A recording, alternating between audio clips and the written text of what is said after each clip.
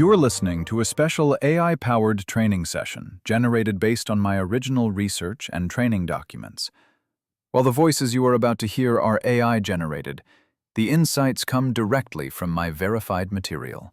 Welcome to the Epic Zero Show. Today we are unpacking Module 1.2.1, Early Beginnings, Symbolic AI and Optimism, for 1950 to 1970.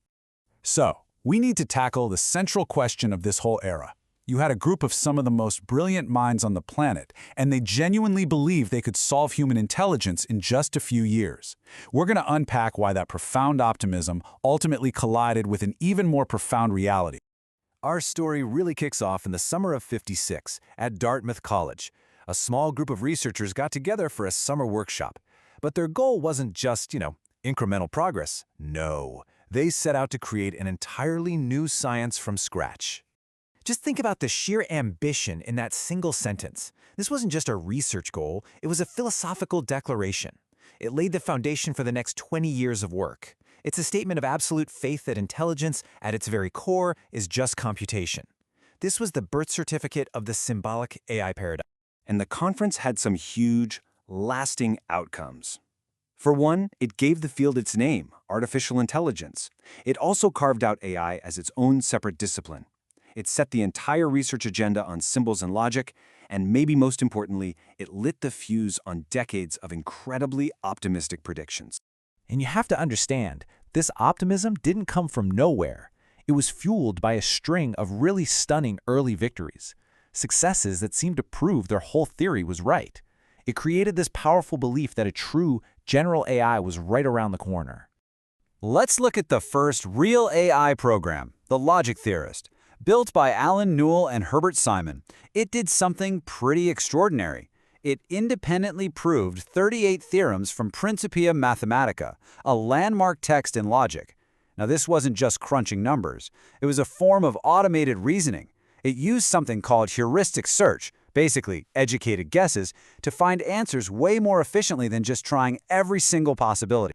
Then, just 2 years later, we get the perceptron. And this is the perfect snapshot of the growing gap between the hype and the reality. The New York Times is writing about a machine that will be conscious. The reality? Frank Rosenblatt had built a single-layer neural network. Now, it was a breakthrough for sure, but it was a simple binary classifier. All it could do was learn to tell the difference between two things. That's it. This whole atmosphere of excitement led to some, pretty wild declarations. In 1967, one of the founders of the field, the great Marvin Minsky, made this famous prediction. He said the problem of creating artificial intelligence would be basically solved within a single generation. This was it.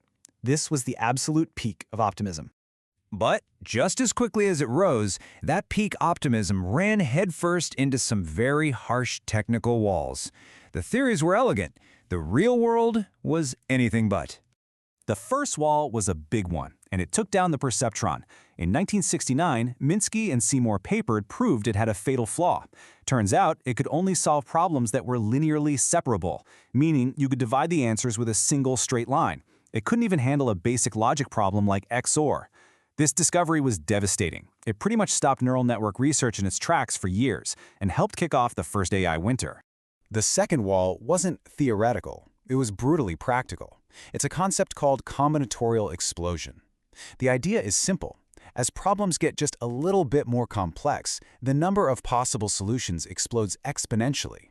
So the methods that worked great for toy problems like checkers, they just completely fell apart when faced with something truly complex, like translating a language. This scaling problem became a total nightmare. All right, so the next hurdle wasn't about math or computer power. This one was psychological. It was about our tendency to confuse mimicry with actual understanding. And the classic cautionary tale here is a little program from 1966 called ELIZA.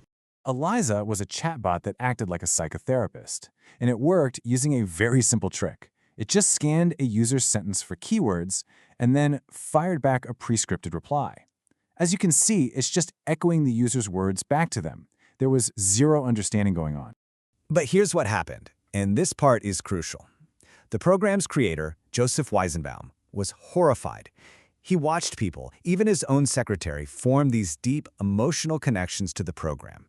They were absolutely convinced it understood them. This led him to issue a powerful warning. We humans have this deep-seated need to project consciousness onto machines, to see a mind where there's only clever code. Now listen, this is the most critical lesson for any of us in this space.